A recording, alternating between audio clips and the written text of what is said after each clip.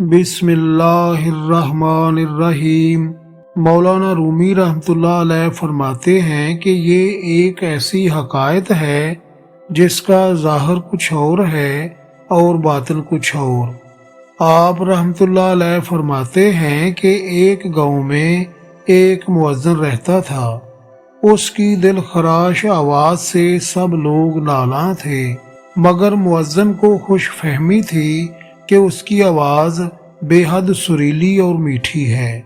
جب وہ اذان دیتا تو سننے والے اپنا سر تھام لیتے، معصوم بچے اپنی ماؤں سے لپٹ جاتے، راہ گیر کانوں میں انگلیاں ڈال لیتے، غرض مرد عورت بڑے جوان اور بچے اس کی کرخت آواز سے پریشان ہو جاتے تھے۔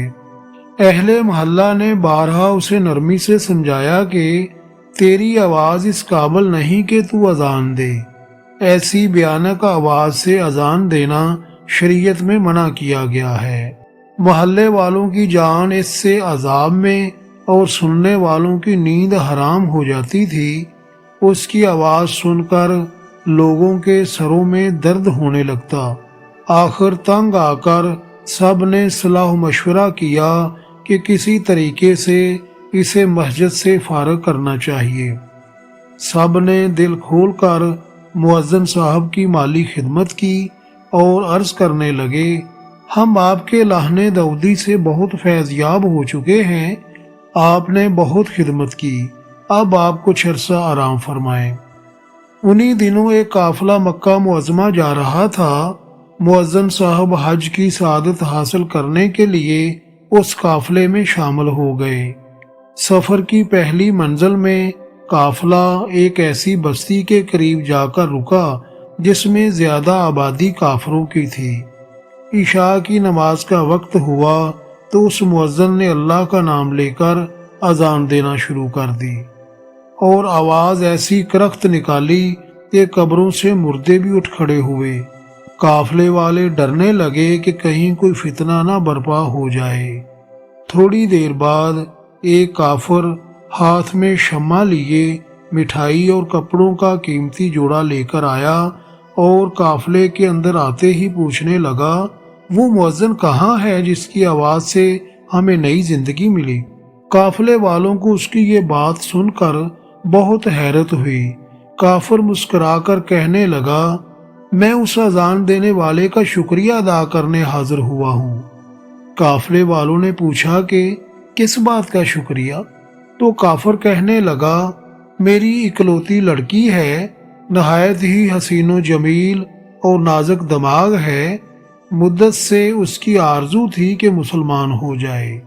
ہم اسے برابر سمجھاتے رہے کہ یہ خیال چھوڑ دے، اپنے باپ دادا کا مذہب نہ چھوڑ، مگر اسے کوئی نصیحت کارگر نہ ہوتی تھی۔ اسلام کی محبت اس کے دل میں جاگزیں ہو چکی تھی، اس سبب سے میں ہمیشہ پریشان اور خوف زدہ رہتا تھا، مگر آج اس مؤذن کی آواز نے وہ کام کر دکھایا جو ہزار نصیحتیں بھی نہ کر سکیں۔ لڑکی نے مؤذن صاحب کی آواز سن کر پوچھا کہ یہ مکروہ آواز کیسی ہے جو کانوں میں آ رہی ہے اور دماغ پر ہتھوڑے کی طرح بج رہی ہے؟ اس کی ماں نے جواب دیا، یہ اذان کی آواز ہے، مسلمانوں میں نماز کی اطلاع دینے کا یہی طریقہ مقرر ہے۔ اس کے بعد میری لڑکی نے مجھ سے بھی یہی سوال کیا، میں نے بھی یہی جواب دیا کہ واقعی یہ مسلمانوں کی اذان کی آواز ہے۔ یقین آتے ہی خوف سے اس کا رنگ زرد پڑ گیا اور ہمارے کلیجے میں ٹھنڈ پڑ گئی۔ اس نے اسی وقت طے کر لیا کہ وہ اسلام قبول نہیں کرے گی۔ ہم تشویش و عذاب سے چھوٹ گئے، ہمیں واقعی اس کی آواز سے راحت پہنچی۔ اب میں اس مؤذن کا احسان مند ہوں اور شکریہ کے طور پر یہ نذرانہ اس کے لیے لایا ہوں۔ کافر مؤذن سے بغل گیر ہو کر دعائیں دینے لگا اور کہنے لگا، جناب آپ میرے محسن ہیں، آپ نے مجھ پر آج وہ احسان کیا ہے کہ ساری زندگی آپ کا غلام رہوں گا۔ اگر میرے قبضے میں کسی ملک کی بادشاہت ہوتی تو آپ کو اشرفیوں میں تول دیتا۔ زندگی کا سبق آواز حق بلند کرنا یعنی تبلیغ دین کرنے کے لیے بھی مناسب لوگوں کا انتخاب ہونا چاہیے۔